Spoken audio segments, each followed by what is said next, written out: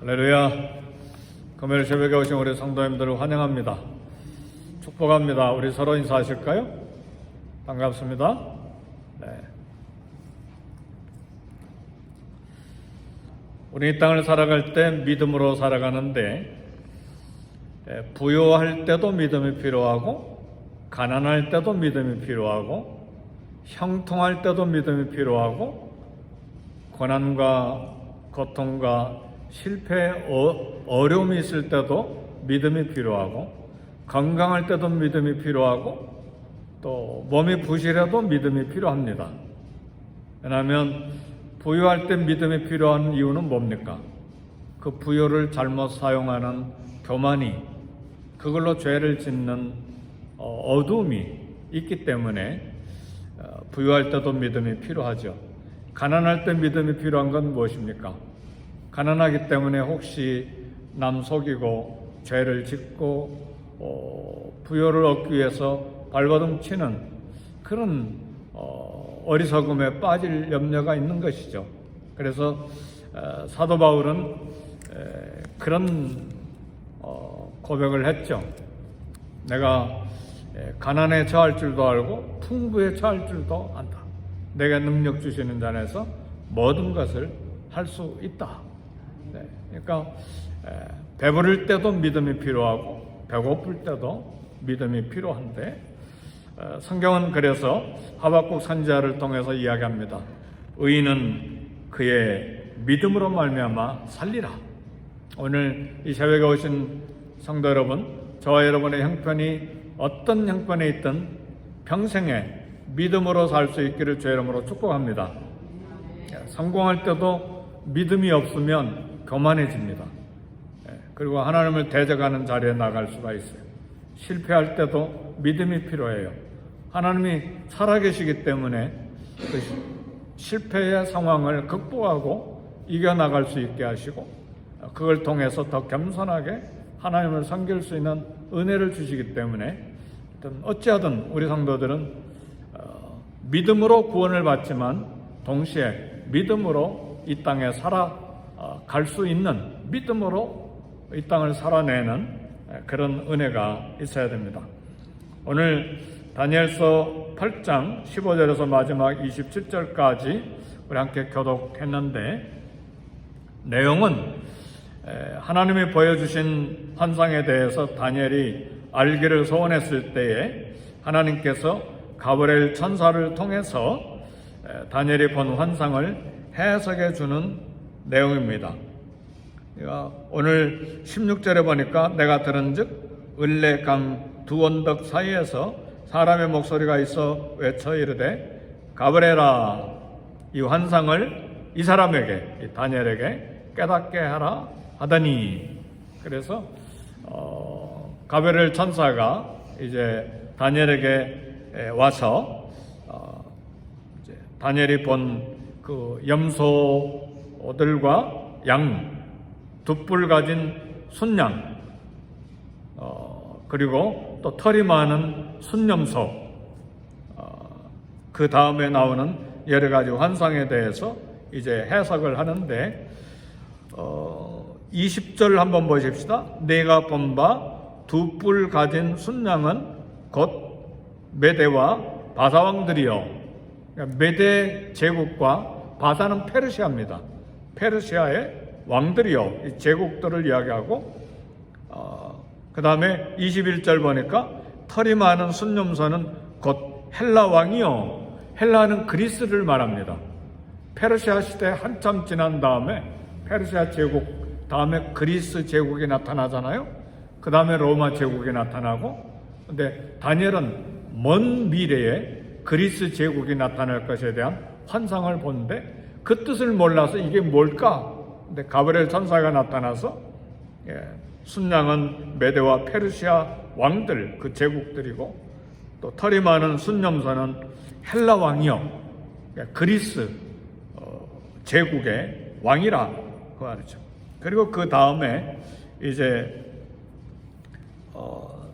이 헬라 왕 그 첫 번째 큰 뿔이 이제 죽은 다음에 네 뿔이 나타나는데 네 나라가 일어날 것에 대한 이야기입니다.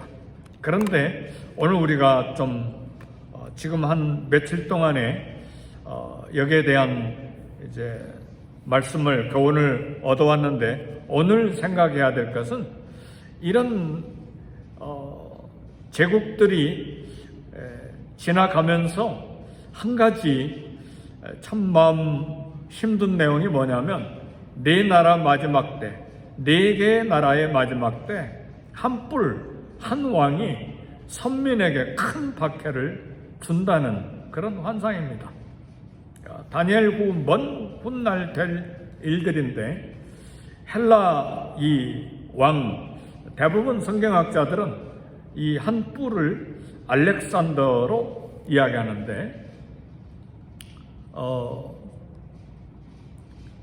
알렉산더가 죽은 다음에 한 작은 뿔이 나타나서 이 선민 백성들을 이렇게 고통스럽게 박해하는 그런 핍박하는 일들을 한다, 이렇게 이야기를 합니다. 그런데 오늘 우리가 참 받아야 될 교훈 중에 하나는 우리 신앙생활에 고난의 시기가 있다는 사실입니다. 이 고난의 시기에 우리는 부르짖지 아니할 수가 없습니다.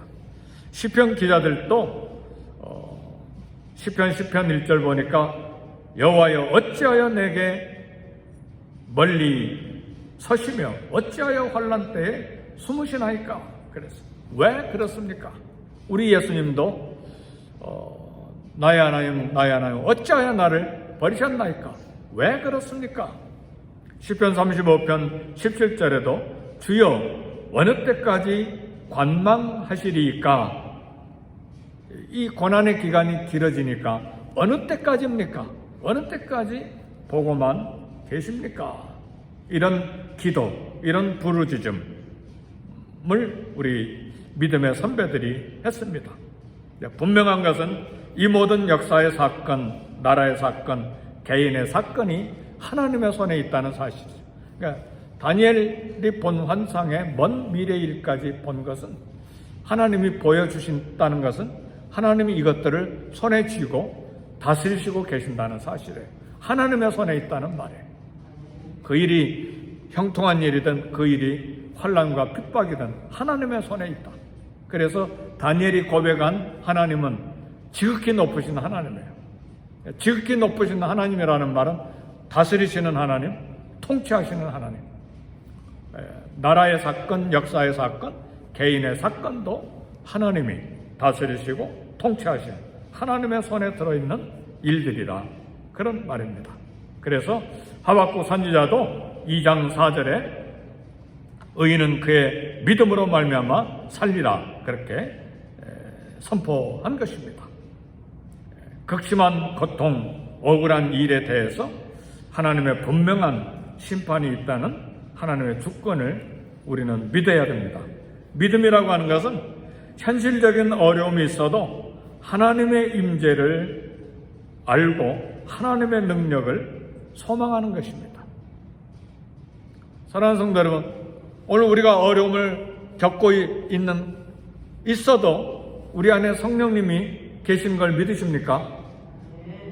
우리가 환난을 당하고 고통을 당해도 볼자다 세상 끝날까지 내가 너희와 항상 함께 있으리라고 하는 약속을 믿으십니까? 사망의 음침한 골짜기로 다닐지라도 해를 두려워하지 아니할 것은 주께서 나와 함께 하심이라.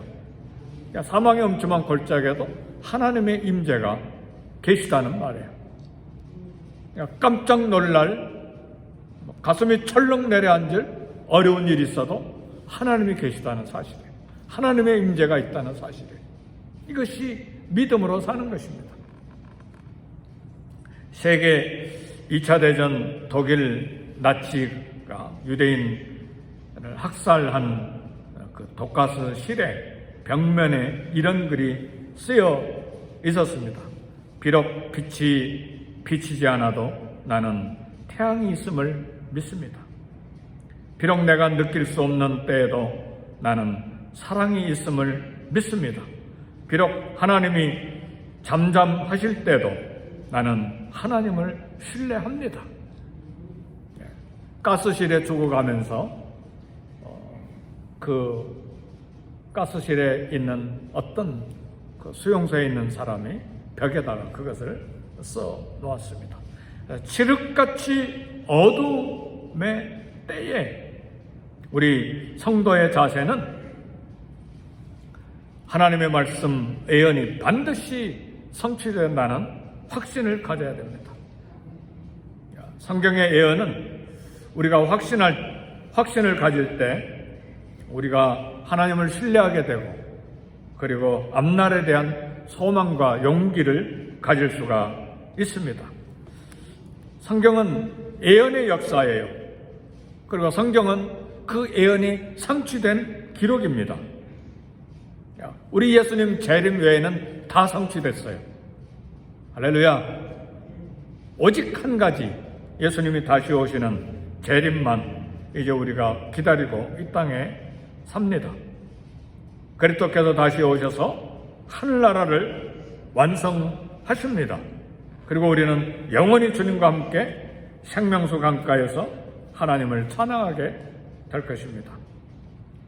거기에는 더 이상 죄가 없고 악이 없고 눈물이 없고 고통이 없고 죽음이 없습니다. 따라서 이 땅에 살 때에 우리가 사는 방법이 두 가지가 있어요. 여러 가지가 있겠지만 이 아침 이 설교를 통해서 말씀드릴 두 가지는 볼지어다 내가 세상 끝날까지 너희와 항상 함께 있으리라. 항상 함께 있으리라고 하는 약속의 말씀을 믿는 거예요. 그 믿음으로 이 땅을 사는 거예요. 두 번째는 구하라 그리하면 주실 것이요. 이 땅에 사는 동안에 어려움이 있고 또 고통이 있고 놀랄 일들이 있고 풀어야 될 문제들이 있기 때문에 기도하는 것입니다. 약속의 말씀을 믿고 함께 하시는 하나님, 그 약속을 믿고 그리고 기도하는 거예요. 그래서 이 땅을 살아가는 두 가지 방법, 하나님 말씀과 기도입니다. 말씀, 기도. 하나님을 신뢰하는 자는 그래서 이 땅을 살아가는 동안에 죄를 거절하고 승리하는 삶을 살 수가 있습니다. 그리고 이 땅을 살아가는 우리 그리스도인의 자세는 하나님 나라에 대한 하나님께서 가지고 계신 영원한 계획을 가지고 계시기 때문에 지금 이 순간에도 하나님께서 역사 속에서 이 사건 속에서 하나님이 깊게 간섭하시고 하나님의 뜻을 이루고 계신다는 것을 믿어야 됩니다. 그래서 다니엘은 그것을 오늘 보여주는데 마지막 27절 우리 다 같이 한번 읽어봅시다. 시작. 이에 나 다니엘이 지쳐서 여러 날 앓다가 일어나서 왕의 일을 보았느니라. 내가 그 환상으로 말미암아 놀랐고 그 뜻을 깨닫는 사람도 없었느니라. 그러니까 다니엘은 하나님께서 환상으로 보여주신 일들이 다 일어날 것을 믿었어요. 오늘 우리도 하나님께서 이루실 마지막 하나님 나라 완성을 확신하고 살아야 됩니다. 그걸 주님 재림을 믿고 사는 거예요. 네. 그 다음에 다니엘은 이 환상을 해석을 듣고 미래를 알고 극도로 긴장하고 놀랐어요. 그 긴장과 놀람 때문에 오늘 본문에 보니까 지쳐서 여러 날 앓았다고 그랬어요. 여러 날 몸이 아파서 누워 있었습니다. 그런데 한 가지 우리가 깨달아야 될 것은 일어나서 왕의 일을 보았느니라. 그러니까 환상만 보고 지쳐서 누워서 쓰러져 있기만 한 것이 아니라 일어나서 맡겨진 나라의 일을 다시 보았다 그 말이에요. 그러니까 우리는 하나님께서 미래에 이루어질 일들을 확신하고 살 때 오늘 내게 맡겨진 책임을 성실하게 감당해야 합니다. 하나님께서 하나님 나라 완성하시고 예수님 재림하시니까 이제는 일도 하지 말고 그냥 앉아서 그냥 기도만 하고 살자. 그게 아니라 하나님이 하실 일은 또 미래에 성취하실 것이고 오늘 내게 맡겨진 일은 내가 성실하게 해야 됩니다. 그래서 다니엘은 일어나서 국가 공무와 책임을 다 한 것입니다. 그러니까 현실의 문제를 피하지 말고 충실해야 됩니다. 오늘 하루 일에도 최선을 다해야 돼요. 그리고 주님의 나라가 언제 임할지 모르지만 그날을 기다리면서 우리가 해야 될 일은 또 하나 10년, 20년, 30년 일도 계획하고 그리고 성실하게 그 일을 이뤄나가야만 합니다. 내 자녀, 후손, 후대 일도 계획하고 기도하고 일해야 합니다. 왜요? 어느 때 우리 주님이 오실지 알지 못하기 때문에 긴장하면서 살지만 그러나 먼 미래에 오실 수도 있잖아요. 천년이 하루같이 하루가 천년같이 우리 주님은 시간 계산을 생각하고 계시기 때문에 그래서 우리는 미래에 대한 소망도 있지만 오늘 현실의 일에도 최선을 다해야 합니다. 그리고 우리 손자 그 다음의 세대가 또 어떻게 이 개인적인 삶과 이 국가 안에 시민으로서의 삶을 살아야 될지를 생각하고 그 일을 위해서 축복하고 기도하고 몇 세대 다음까지도 우리는 생각하고 위해서 기도해야 합니다. 이것이 믿음으로 사는 방법입니다.